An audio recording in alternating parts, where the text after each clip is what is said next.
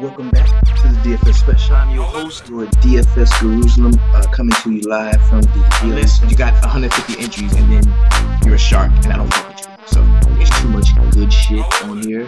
This is the often imitated, never duplicated. I'm here with my lovely co-host.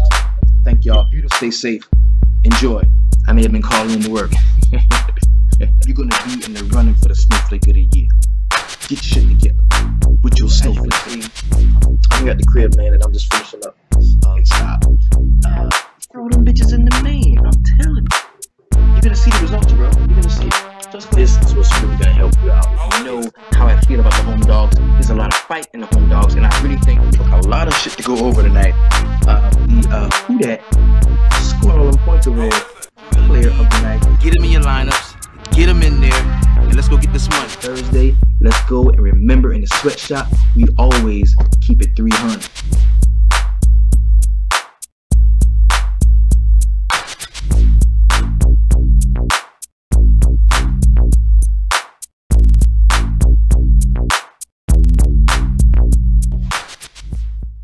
Yo, what's up? What's happening?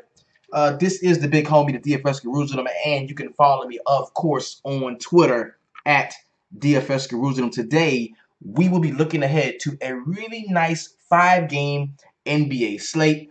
Really quick, man. Hadn't had an opportunity to jump out and do a show as I've been preparing for MLB in terms of NBA, but just shout out to the homie Reed K. Wise 1.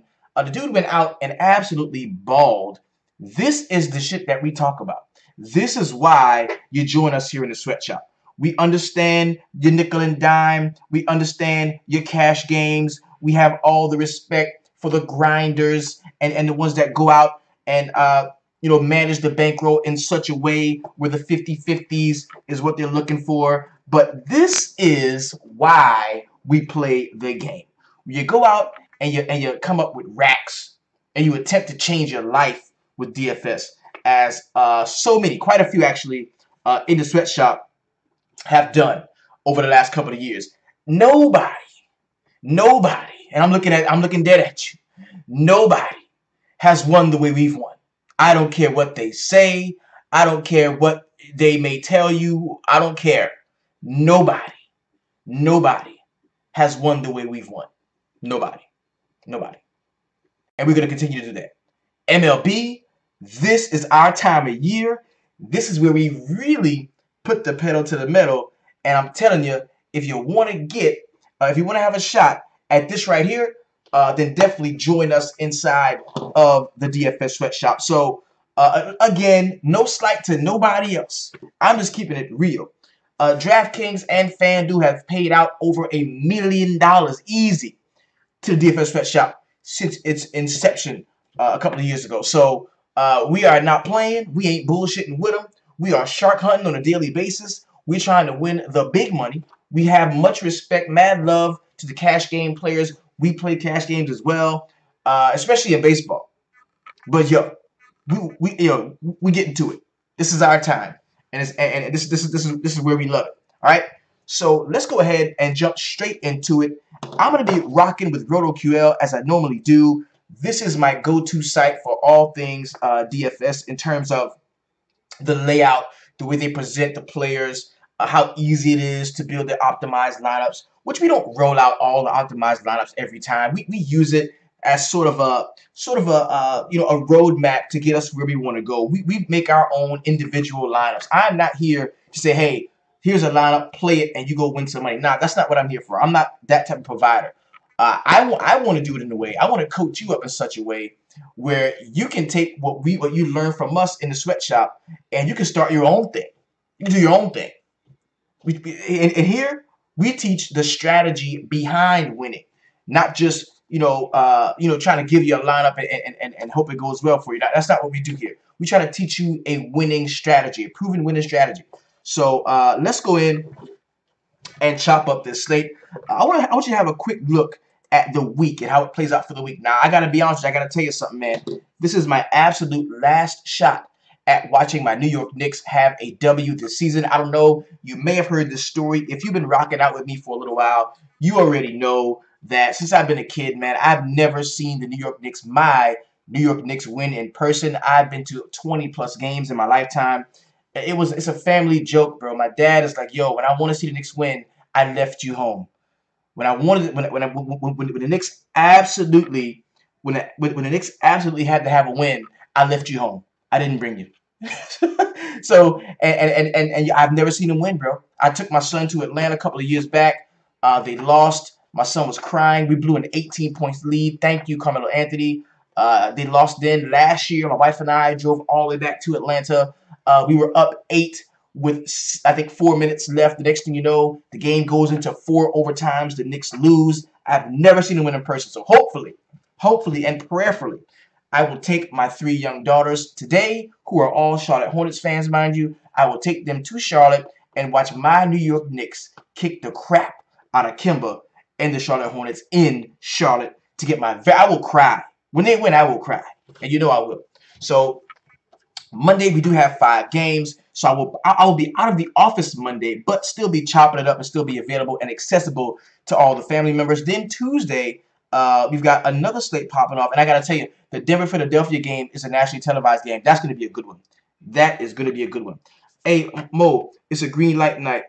Cooking Gobert with hammers. Okay, there it is. There it is. There it is.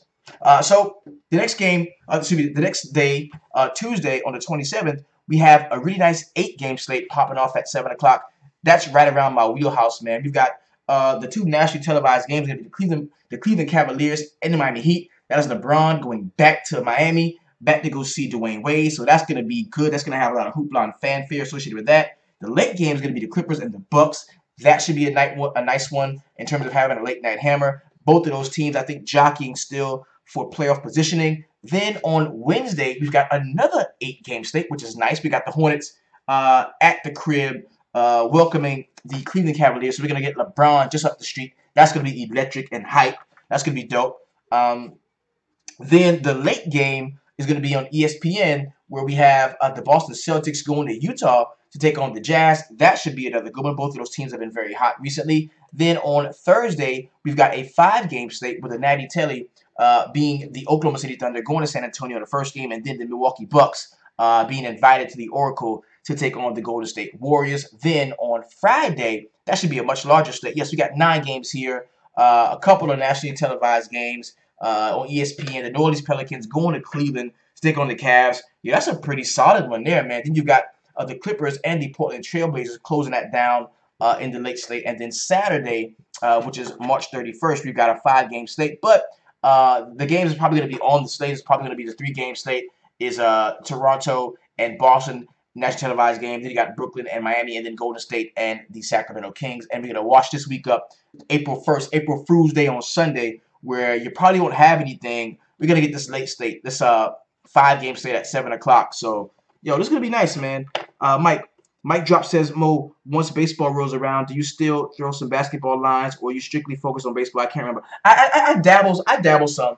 The homies in the shop really get into playoff basketball, so yeah, I dabble some. But for the most part, though, I'm full bore on MLB, and there's gonna be a series of videos that we'll be doing inside the VIP to really help help you guys who are transitioning from NBA over to MLB. Definitely going to be a few streams dedicated to just doing that for you, helping you out with where we go to get our information, how we disseminate the information, and then how we can use that also to build our lineups and go out and win some of that money. So let's go ahead, jump right into it, man. First game on the slate. We're going to Charlotte, baby. And you know what time it is. Anytime we go to Charlotte, I got hoes. We got Kemba at the crib facing the New York Knicks, my New York Knicks. This is a very good game, and I kind of like this one because a couple of the weak points that we have were actually probably the best spot on the slate in terms of, from a DVP standpoint and how good a guy does against a specific position. The Hornets suck against shooting guards, and you're taking Tim Hardaway Jr., who is already priced up at $7K in what I think should be a fast-paced matchup. The star of the team going to Charlotte. I really think THJ is going to be in play here. I've got no issue with playing him. On the other side, the guys that I'm looking at here, aside from Kemba Walker, actually the Knicks have been pretty decent. The Knicks have been pretty decent against point guards lately. But the only thing is, You get Kemba at 8.3 in a matchup at the crib with no Nicholas Batum. I think he's going to be playable. I would have an issue with him, with Jeremy Lamb, because we do know that small forward, very tough spot for the Knicks to cover. So you're looking at Jeremy Lamb, you're looking at MKG if you like at 3.7. Power forward is also a major spot that they do have trouble in. So you're looking at Frank Kaminsky at 4.5, 4.4 off of the bench. Of course, Dwight Howard at 8.7 is going to be in play. On the other side, Charlotte has really tightened up, trying to make this last playoff push against a myriad of positions. So the one blaring thing that sticks out is going to be how bad they are against shooting guards, hence the Tim Hardaway Jr. play.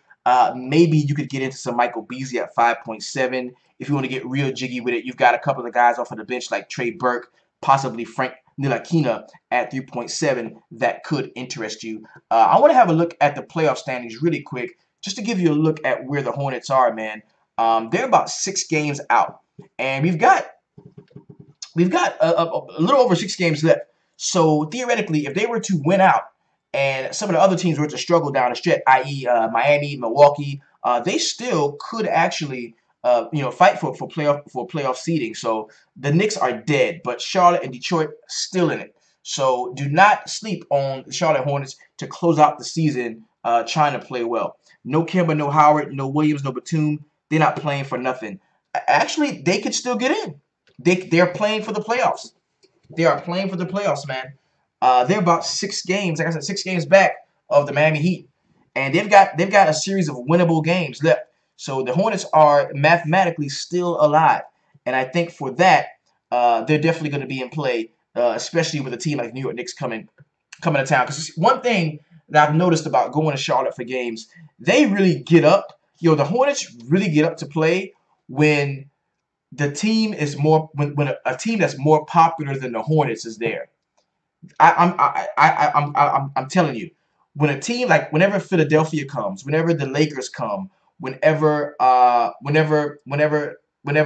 Knicks come, whenever Cleveland come, anytime you mess around and look around in the Beehive and you see more of the other team's fans than the Hornets fans, they play hard. They really do.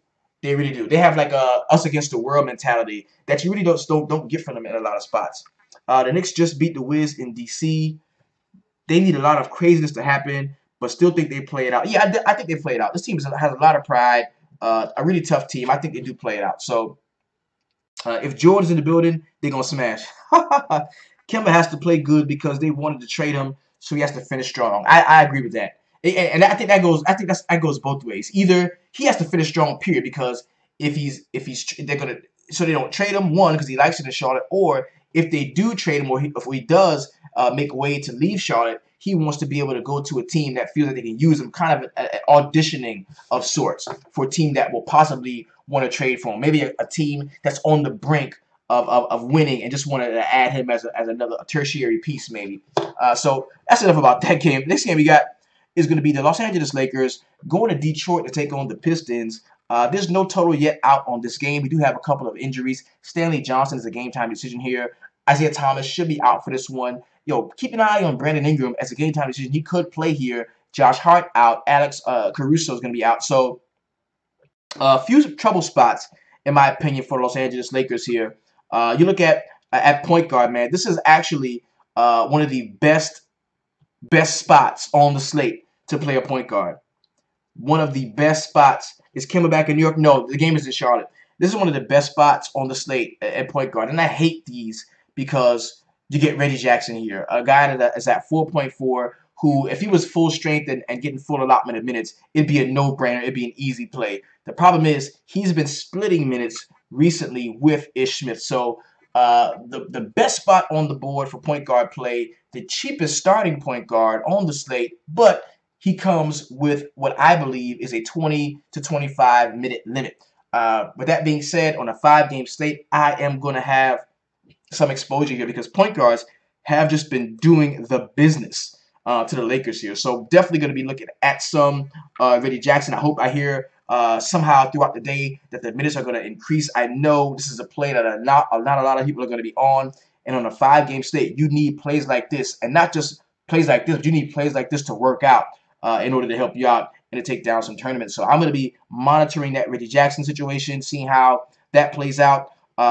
Small forward, another spot we can definitely look at. And you look at Reggie Bullock at 4.8, who is now going to be a legitimate small forward if Stanley Johnson doesn't play. And then power forward has been very troublesome to the Los Angeles Lakers here. And you got Blake Griffin at 9.2, priced all the way up, but in a solid matchup on a 5-game slate. Sometimes you just got to play the guy that can score the most points on the slate. And that could be Blake Griffin. On the other side, we've seen Detroit struggle mightily against the point guard spot, the shooting guard spot, the small forward spot. So, Kentavious Caldwell-Pope, definitely a guy that I think is in play. Kyle Kuzma at 6.9, even more so if you don't get Brandon Ingram back. And, of course, Lonzo Ball at 7.8. It's just a little bit too big to be guarded by Reggie Jackson and or Ish Smith. So I kind of like them as well. Randall Blake and Bullocks coming from Lorenzo Robinson. I can dig that one. Eric Grindal says he's been rolling with Kuz for a while, and he never lets him down. I definitely agree with that one. Kuz from Michigan, so fire. But see that? See Clarence King? Now your shit is coming up. Now you bringing shit to the table. You see? Kyle Kuzma is from Michigan, right? Going to the crib. Definitely something to take a look at. Definitely. And Julius Randle 7.9. Blake is cheaper on FanDuel. Lock him in. Okay, I get that. Yeah, we need to go back through the games on FanDuel as well. My apology. Blake is a Laker killer. Okay. And then Julius Randle at 7.9. I wouldn't have a major issue with that as well. Let's go to FanDuel. I'm sorry, check the pricing on that first game too. Look at Tim Hardaway Jr. Look at T Hardaway. Tim Hardaway Jr. is $900 cheaper on FanDuel. Excuse me, check please. That is a value. That is a value. He is $900 cheaper. Definite value. Beasley 5.8, Moody at 4.6, Burke 4.9, nearly minimum salary. Kemba is 8.6, Dwight 8.8. I like that on FanDuel. Lamb is 7K, Williams 4.2, Batum 7K. Okay, cool. And let's go back to others. Now, one of the homies did bring up the Kentavious Caldwell-Pope going back to Detroit. That is a revenge game. That is definitely a revenge game. 6-1 for him. I don't have an issue there. Lonzo 8.3. That's a little bit too pricey for Lonzo on FanDuel. Randall is 7.9. I wouldn't have an issue with that one. Blake Griffin is way cheap. Okay, he's 8.8 on FanDuel. That's definitely a play that I'm going to be considering. Reggie Jackson at 4.5. Very usable play on FanDuel as well. Drummond is 10.2. Don't love that one. Kuzma 6.6. Yeah, this is going to be a good slate. Next game we got is going to be the Denver Nuggets going to Philadelphia to take on the 76ers. Right off the top, center jumps out to me. Centers have played well against the Philadelphia 76ers. You look at Joel Embiid as this big defensive stalwart, a guy who you just cannot score on, and he's just so awesome and so great. And I get that, but that's just not necessarily the case, man. They've been giving it up. And you look at Nikola Jokic, a guy that can do a myriad of things. He can beat you in a myriad of ways. At 8.6, definitely think that he is usable. That's the only really blaring problem spot that we have on the board for the Philadelphia 76ers. But what we have to do from this point is take a look at what we could get as fringe guys. Maybe Will Barton at 7.1 against the Philadelphia second team could be a guy that's in play. We've seen Devin Harris minutes tick at 3.8. If Gary Harris is out, Devin Harris definitely a guy that we've got to consider. Jamal Murray at 7.3. I would not have a major issue there. Millsap 6.1. I don't love it, but I think he is playable. On the other side, now I like a lot of this shit. I like Joel Embiid here. The two best spots are going to be small forward and power forward, which really makes me like Ben Simmons. He has been a triple-double walk-in over the last 7 games. I think he triple-doubled in 4 or 5 out of the last 7 games. That's definitely usable. Robert Covington at 5.8 is a guy that I think we can consider. Marco Bellinelli at 3.8 on a 5-game slate, bro. You've got to get that type of value off of the bench. At 5.8, you need the guy that's scoring 30 points off of the bench. And Marco Bellinelli has that ability if he's shooting the ball well. Okay? And also, T.J. McConnell is not somebody that I'm going to be running away from as well. Jokic can beat him with assists and make it hard for Embiid. I agree. I definitely agree. And the one thing I like about this one is neither of these bigs, I'm not scared of playing both of these bigs because they're not guys who are just, primarily active around the basket, can only be usable within 3 or 4 feet of the basket. No, these are guys that play at the elbow, and these guys rarely foul or get fouled. because usually they're making plays at the top of the elbow, kind of controlling the offense in a lot of ways, and they're not just relegated to roam in the paint where all the action and the hacking and the hard activity goes. So I'm not afraid of playing either of these guys. Let's go take a look at this game again over on FanDuel to check the pricing, see if we got any discrepancies here. 9.5 for Jokic, 7K for Millsap, 7.5 for Murray, 6K for Chandler. Barton is 7-1. You ain't getting a break on none of them cats on the Denver side. And B 10-3. Ben Simmons, bro, he's 1,000 more on FanDuel than he is on DraftKings. That makes him a play on DraftKings very easily. Sarek is 5'9". That's a good price on him. Bellinelli 3.9. TJ McConnell, a minimum salary. So for the most part, they know this is going to be a good game, and you're really not getting a break on them. And if I had to pick one game so far to stack, that would be it, the Denver-Philadelphia game. Real quick from the VIP, man. Jokic is 8.6 on DK. Sign me up. Yes, sir. And beat over Joker in this one. Okay, coming from Eric Grandal. T. Dot Baller says, 2 up-tempo teams that like the Jack threes. Stack it up.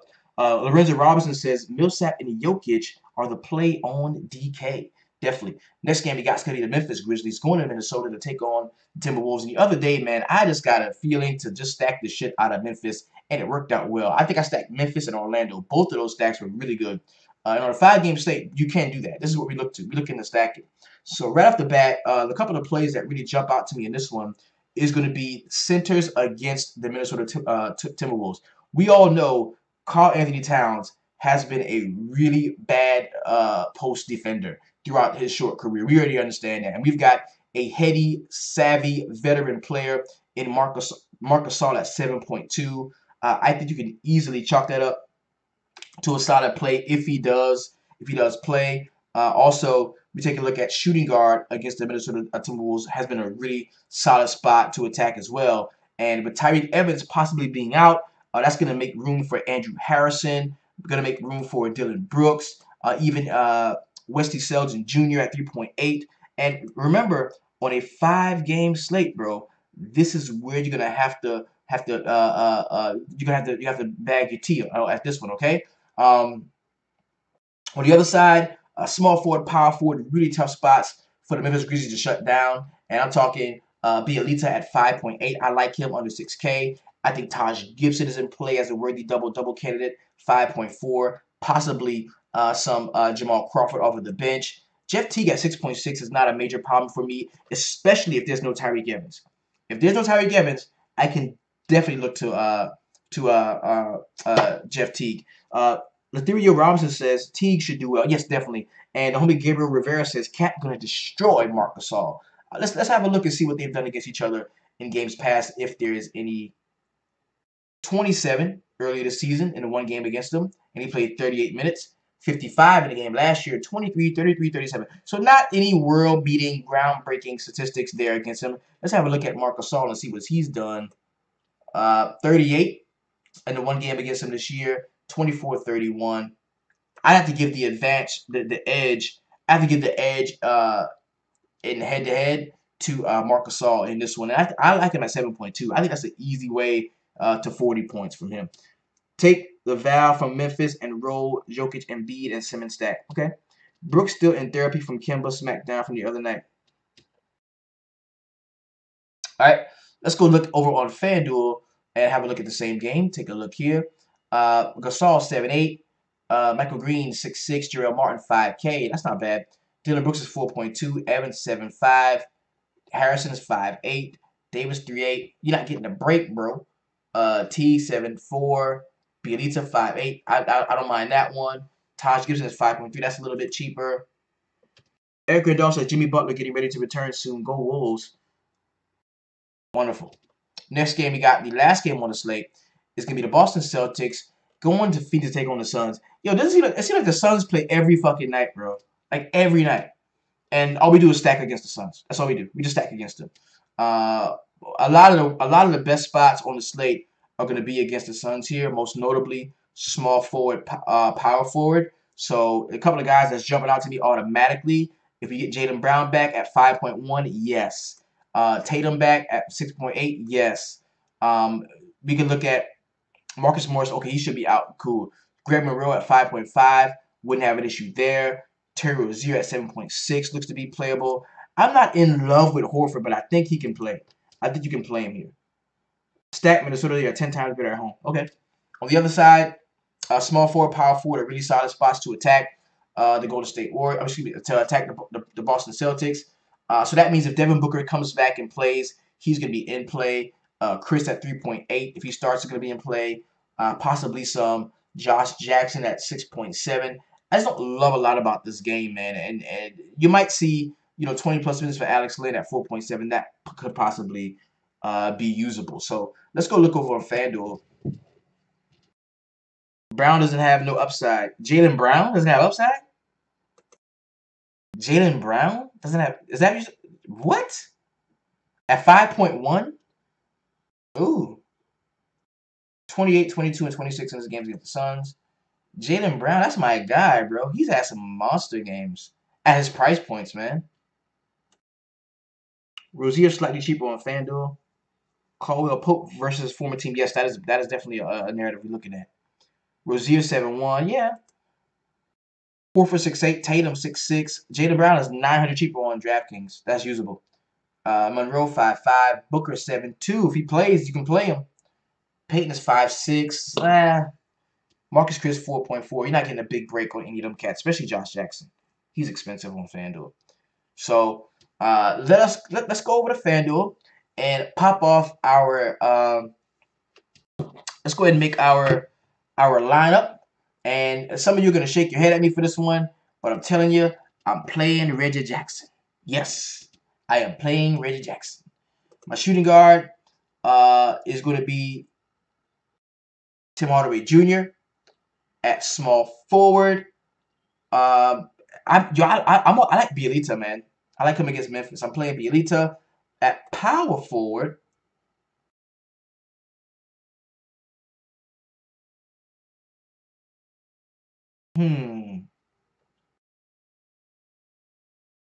I kind of like Blake. I like Blake at power forward. Yeah, I said Alex Len. Alex Len doesn't play. At center, I kind of like Gasol. It's gonna be Gasol or Howard. It's gonna be just Gasol or Howard. Jokic priced up. Drummond and Embiid.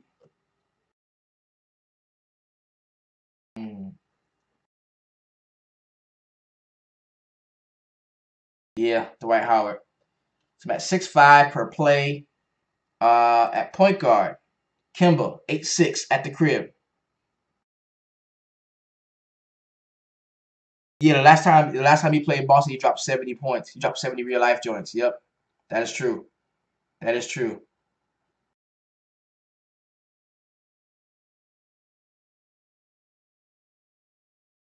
My other point guard,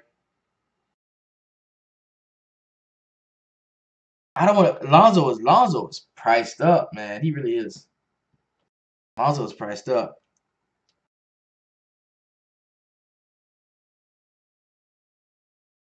He said Deadman has the perfect name because he's a snowflake. He's dead to him. And Boston giving up the point guards too. They do. Boston gives it up. The Knicks have been really good against point guards recently, so Philadelphia hasn't been bad against point guards either.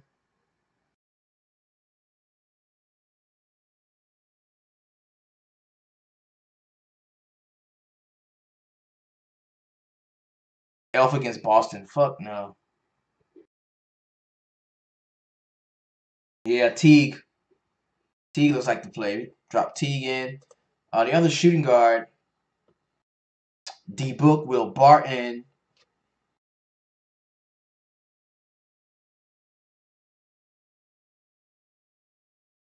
KCP. KCP and the revenge going back. Then we got 6.2 left per player in 2 spots at small forward. I mean, small forward is like the easy spot, but you can play this about anybody. Trey Burke, nah, I don't play no Trey Burke. Covington, Beasley,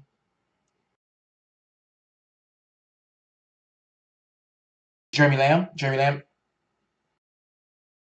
That's if Batum doesn't play too.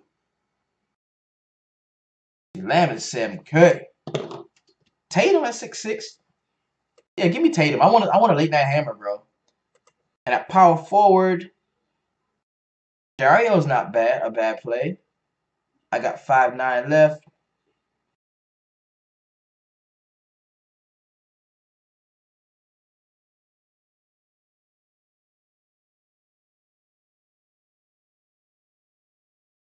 Burke and pay up to Jokic. That's a lot to pay for Jokic, though. That's a lot to pay for Jokic. That's a lot to pay for Jokic. Let's look. Let's take a look. Let's look.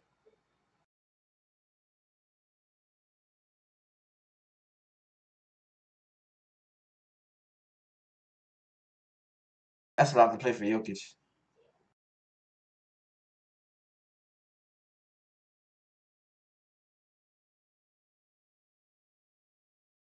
Kuzma, okay.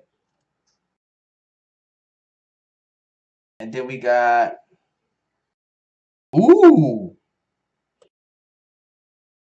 There it is. Straight contrarian. Okay. Reddy Jackson, Jeff T, Tim Hardaway Jr., Kentavious Caldwell Pope, Nemanja Bjelica, Jason Tatum, Blake Griffin, Kyle Kuzma, and Mark Gasol. This is the officially unofficial Sweatshop FanDuel lineup. Take it, smack it up, flip it, rub it down. Oh no. Let's get out there and get this money. If you're on FanDuel, keep it 400. If you're on DraftKings, keep it 350. Continue to rock with me no matter what you do. Always. Keep it real, keep it honest, and keep it 300. Peace.